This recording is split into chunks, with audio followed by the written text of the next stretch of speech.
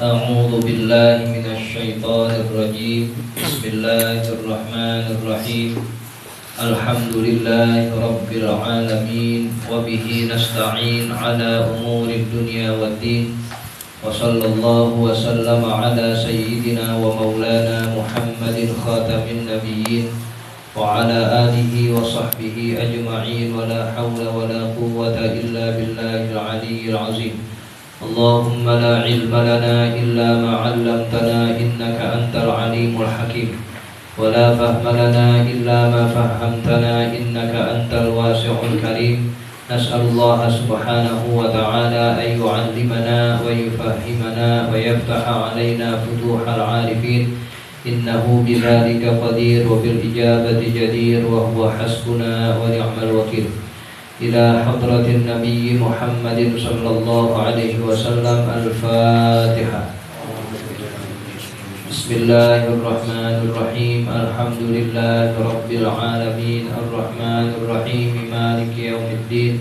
إياك نعبد وإياك نستعين. اهدنا الصراط المستقيم صراط الذين أنعمت عليهم غير المغضوب عليهم ولا الضالين. آمين. فأكثرا من ذكرها بالأدب ترقى بهذا الذكر أعلى الرتب. Maka perbanyaklah olehmu dari berzikir la ilaha illallah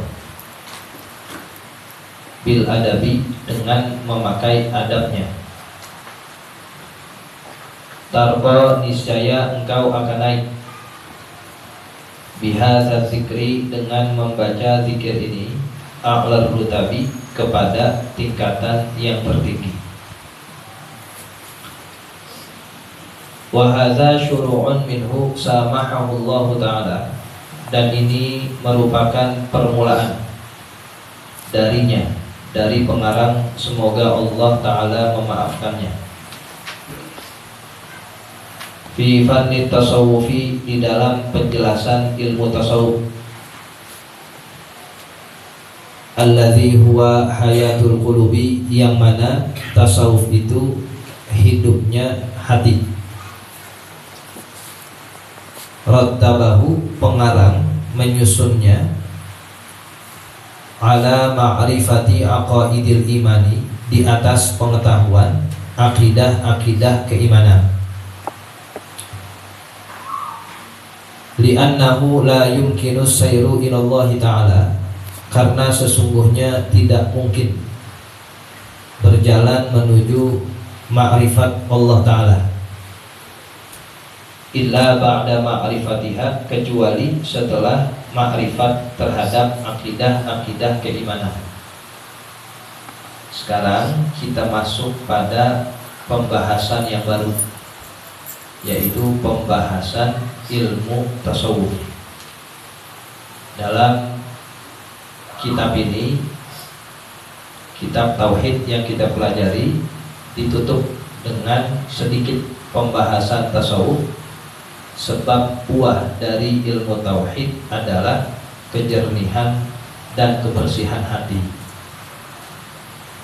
Kejernihan dan kebersihan hati adanya pada ilmu tasawuf.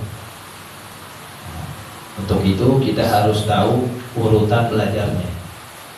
Pertama, kita mempelajari ilmu tauhid dari permasalahan dan pembahasan-pembahasannya. Ilahiyat, sifat-sifat wajib bagi Allah, mustahil dan jaiz. Nubuwat, sifat-sifat wajib, mustahil dan jaiz bagi Nabi. Sam'iyat, hal-hal yang berkaitan dengan wahyu. Ghaibiyat, yaitu yang gaib seperti neraka, surga, nikmat kubur, pahala, dosa. Itu harus kita pelajari terlebih dahulu, sehingga kuat keimanan kita dan akidah keyakinan kita. Setelah kita paham itu, kita tahu itu, mantap iman dan akidah kita, faidahnya adalah kebersihan hati. Sehingga ilmu tasawuf disebut juga dengan ilmu tauhid khos. ilmu tauhid secara khusus. Adapun akidah yang kita pelajari disebut ilmu tauhid am, ilmu tauhid secara umum. Artinya sebelum kita masuk lebih dalam berbicara tentang tasawuf beserta pembahasan-pembahasan yang ada di dalamnya, haruslah kita selesai dari ilmu tauhid. Begitu. Jadi belajar ada metodologinya, ada susunannya. Tidak serta-merta ambil ilmu ini pelajarin, ambil ilmu itu pelajarin, ya. Semua ada tingkatan dan susunannya masing-masing. Alhamdulillah kita sudah khotam dari banyak kitab ilmu tauhid di sini, mulai Uruz Zolam, Kifayatul Awam, Fathul Majid, Sanusiyah, yang kelima sekarang Al-Kharidatul Bahiyah. Sehingga kalau setelah ini kita buka kitab tasawuf udah pantas, karena sesuai dengan urutannya. Setelah tauhidnya itu selesai dipelajarin, maka kita lihat buah atau faidahnya yang ada dalam ilmu tasawuf. Nah, kitab ini langsung aja habis pembahasan tauhid, langsung pembahasan tasawuf. Artinya kita udah selesai dari kitab ini sebenarnya, tapi pengarang ingin membahas sedikit. Kamu kemarin belajar tauhid, ini faidahnya di sini daripada ilmu tasawuf.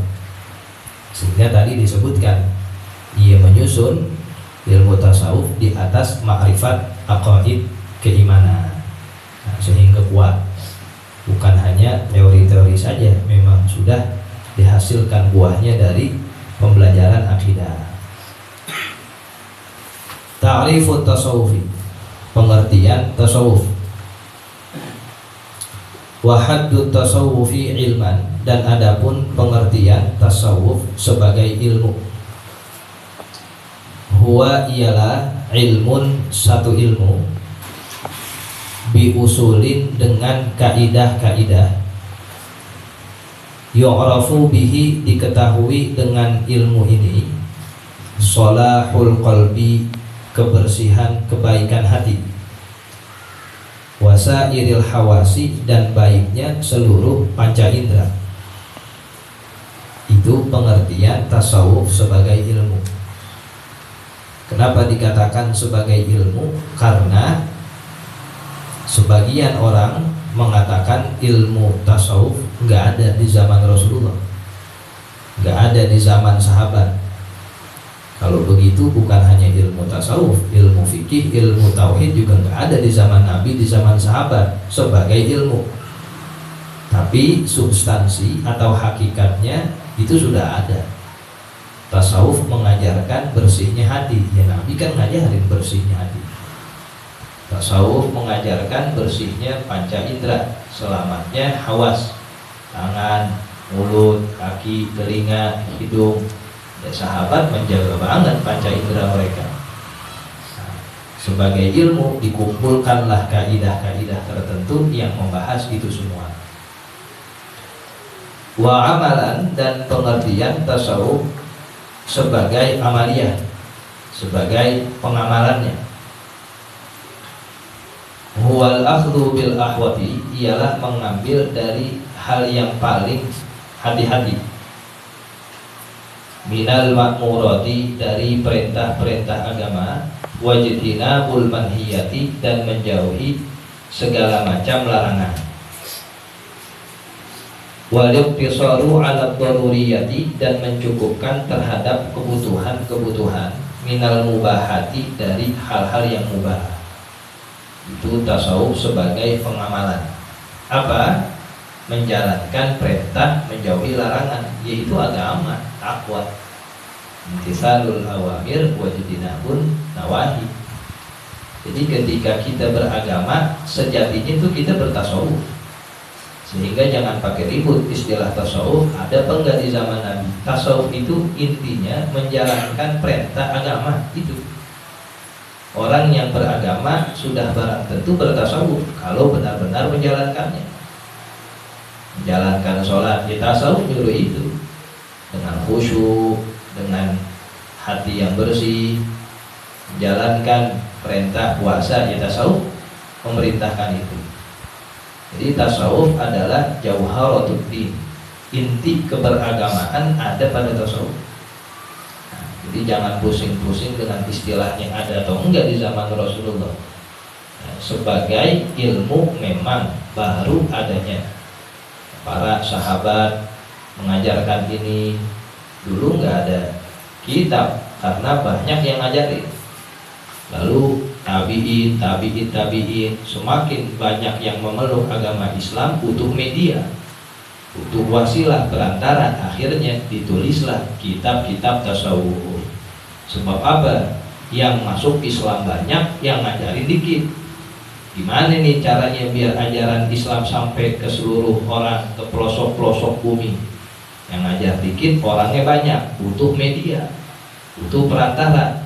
Ditulislah kitab tasawuf, Ihya Ulumuddin, Bidayatul Hidayah, Al-Hikam, An-Nasaihud Diniyah, dan semua kitab-kitab tasawuf itu intinya adalah mengajarkan cara beragama yang benar itu.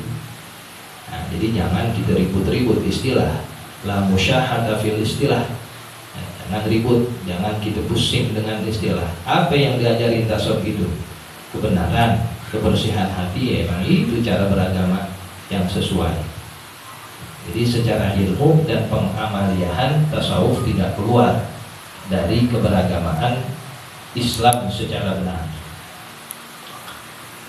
Wa yuqalu, dan dikatakan huwal jiddu fis suluk, tasawuf itu adalah sungguh-sungguh di dalam menempuh perjalanan ila malikil muluk, kepada Allah, raja para raja.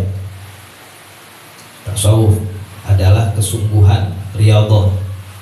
Kalau kita ingin menempuh perjalanan mendapatkan keridhaan ma'rifah Allah, harus capek. Nggak ada tuh orang tasawuf yang santai-santai, ya, tidak letih, tidak capek, nggak ada. Orang yang bertasawuf atau para sufi, ibadahnya harus lebih meningkat dibanding orang-orang yang tidak belajar tasawuf. Kalau secara syariat hanya mengajarkan rukun, syarat, sholat.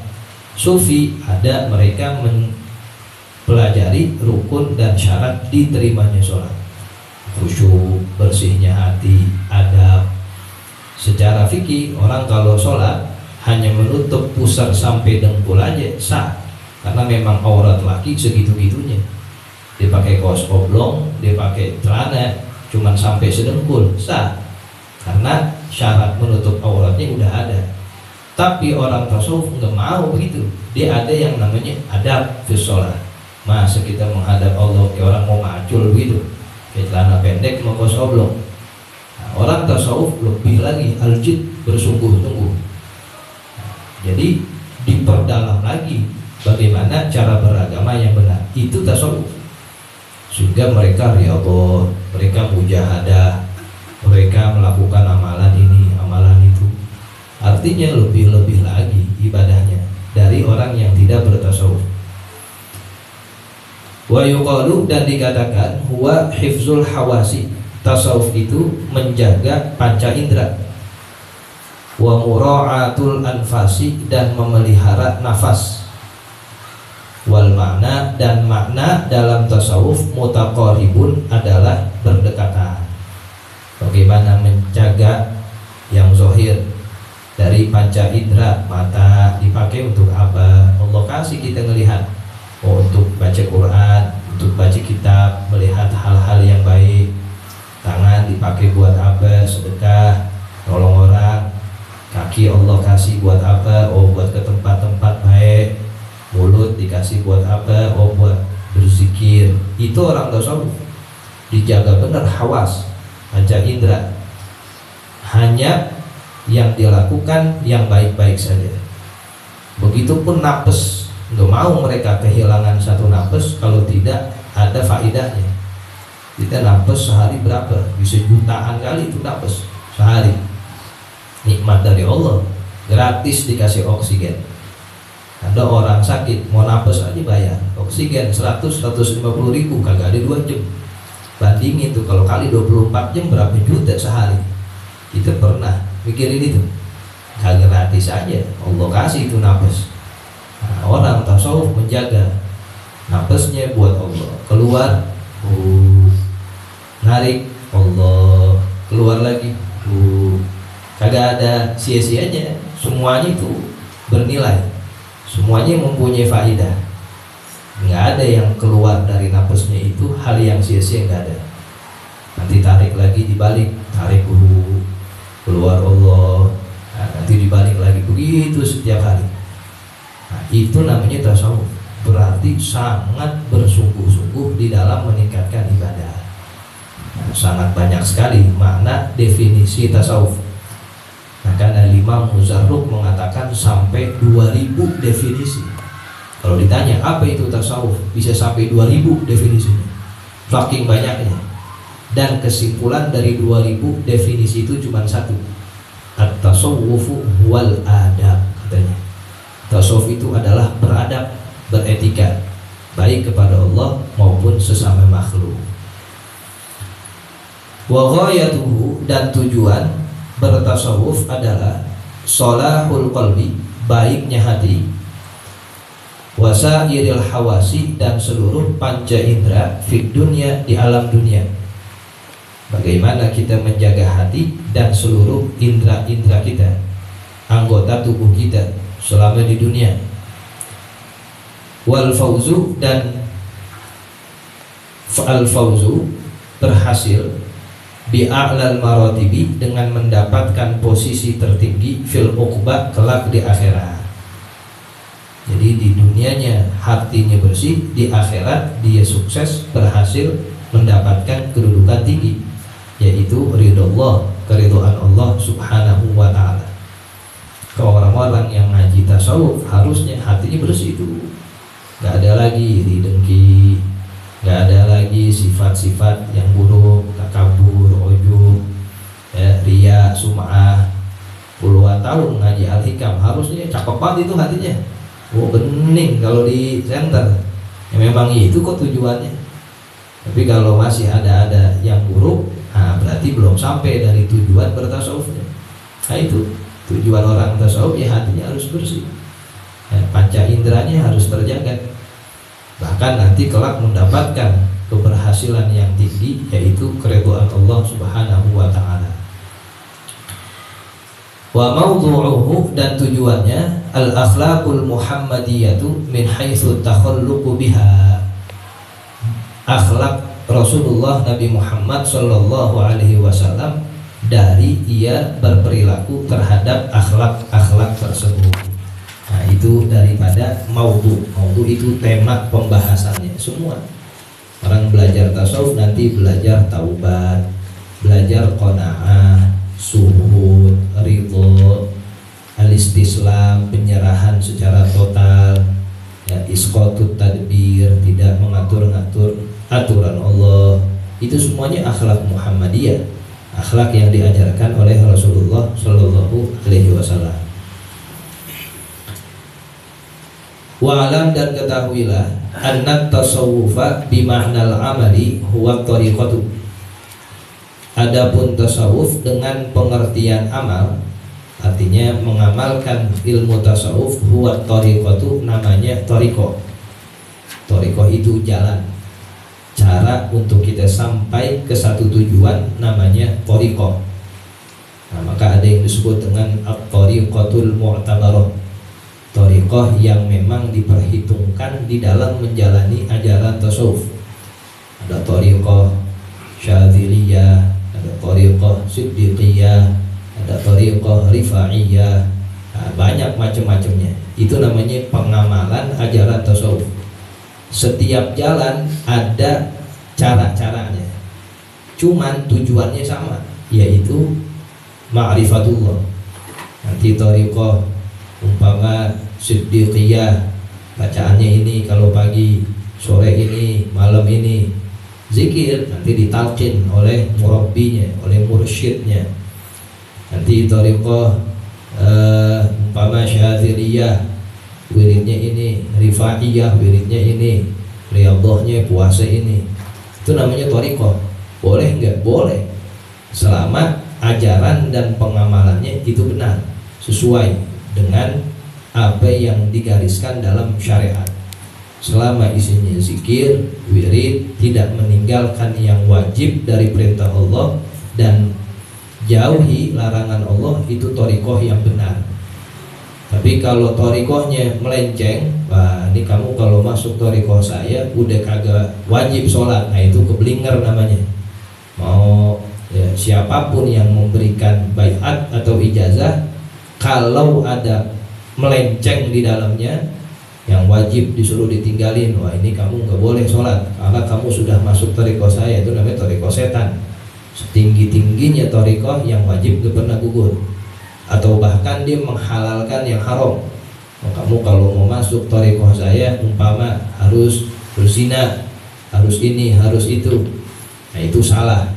Thariqah yang benar tidaklah dia hanya memberikan fasilitas untuk menjalani perintah Allah dan menjauhi larangannya.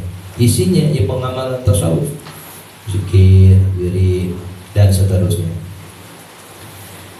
Wa amma syari'atu, dan adapun syariat, fahiyal ahkamu, adalah hukum-hukum allati waradat ani syari'i, yang telah datang hukum-hukum itu dari syariat. Al-mu'abbaru anha biddin, yang dihukumi dengan keberagamaan. Syariat adalah agama itu sendiri, hukum-hukumnya. Sholat, ya, kita puasa caranya bagaimana, ada syarat sahnya, ada yang membatalkannya, ada yang sunnahnya, ada yang wajibnya, itu syariat. Wa ammal haqiqatu, dan adapun hakikat, fahiya asrarus syariati, adalah rahasia-rahasia syariat. Wa natijatut thariqati, dan hasil dari berthariqah. Fahiya, maka hakikat itu, ulumun, isinya ilmu-ilmu. Wa ma'arifu, dan pengetahuan-pengetahuan, tahsulu, yang dihasilkan, liqulubis salikin, pada hatinya orang-orang yang salik. Salik itu orang yang berjalan menuju Allah, dia sudah ibadah. Kalau baru mulai ibadah, baru mulai riyadhah, namanya murid. Kalau sudah sampai pada ma'rifah, namanya wasil, dia sudah sampai. Nah, bagi si salik yang sedang berjalan, itu akan mendapatkan ilmu dan pengetahuan-pengetahuan sampai ke hati mereka, ba'da safaiha, setelah bersihnya itu hati, min kadarati taba'i'il basyariyati, dari kotornya tabiat-tabiat kemanusiaan. Itu namanya hakikat. Jadi hakikat setelah thariqah dan syariatnya sempurna. Pertama dia bersyariat, dia harus belajar dulu syariat. Nggak bisa orang itu mencapai hakikat kalau nggak tahu ilmu-ilmu syariat. Harus tahu rukun wudu, syarat wudu, fikih dipelajari. Jadi nggak ujuk-ujuk megang tasbih, ujuk-ujuk dia riyadhah ini, ngamalin itu. Enggak, harus benar dulu bagaimana sholatnya, bagaimana puasanya, ilmu-ilmu sholat, ilmu puasa, ibadah sehari-hari harus tahu, ngerti. Nah, kalau sudah demikian, nanti berthariqah, diamalin itu tadi. Oh, diamalin, semakin bersih hatinya, semakin naik posisinya. Kalau sudah diamalin, sudah bersih, dapatlah hakikat, rahasia-rahasianya. Nah, dibukakan hijab-hijab oleh Allah Subhanahu wa Ta'ala, harus sampai ma'rifah. Di syariat, thariqat, hakikat, ma'rifah. Begitu susunannya. Jadi kagak langsung loncat ma'rifah, kagak ada itu. Ya, semuanya sesuai, harus dilakukan satu persatu. Maksudnya itu, ya, sini nih, lalu ini. Ya. Wa ammal haqiqat, wala syai'a, dan tidak ada sedikit pun, aqrabu, lebih dekat, li safa'il qalbi, pada jernihnya hati, min kasrati zikri la ilaha illallah, dari memperbanyak zikir la ilaha illallah. Nah, itu tadi. Jadi zikir la ilaha illallah hal yang paling bisa mendekatkan kita untuk mendapatkan kebersihan, kejernihan hati. Dari semua riyadhah, dari semua amalan, dari semua zikir, yang paling bisa ngebersihin hati kita menjadi putih, suci, itu dengan memperbanyak zikir la ilaha illallah ma'al adabi, disertai adabnya. Jadi bukan hanya zikir la ilaha illallah, la ilaha illallah, dah 1000 dah nih hari, sok 1000 lagi. Enggak, harus pakai adab. Nah itu tadi yang dikatakan tasawuf itu adab. Bukan hanya ngejalanin, bukan hanya rapi sekian ribu zikirnya, rapi sekian hari puasanya, rapi sekian nominal sedekahnya, bukan. Kalau hanya begitu sih gampang. Adabnya nih yang dijaga, baik adab kepada Allah maupun kepada makhluk. Zikir la ilaha illallah, kalau asal la ilaha illallah ya 10 menit juga rapi itu 100, nggak ada adabnya. Tapi yang dimaksud zikir la ilaha illallah yang dapat membersihkan hati ma'al adab, dengan etikanya, dengan cara yang bagus, dengan adab yang baik. Allati zakaraha ahlullahi radhiyallahu ta'ala anhum, yang mana adab itu telah dijelaskan oleh para wali ahlullah radhiyallahu ta'ala anhum.